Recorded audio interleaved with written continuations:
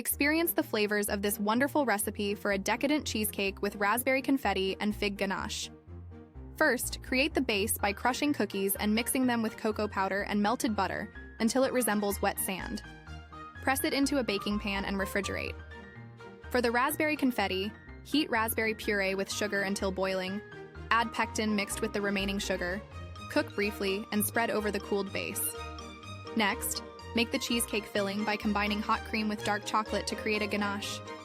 In a separate bowl, beat cream cheese, eggs, and sugar, then blend in the ganache. Pour this over the raspberry layer and bake. Cool completely and refrigerate. Finally, prepare the fig ganache by heating fig puree and mixing it with melted milk chocolate, then blend with heavy cream. Chill it well. Decorate the cheesecake with this fig ganache and fresh figs for a stunning finish. Check the description for full details.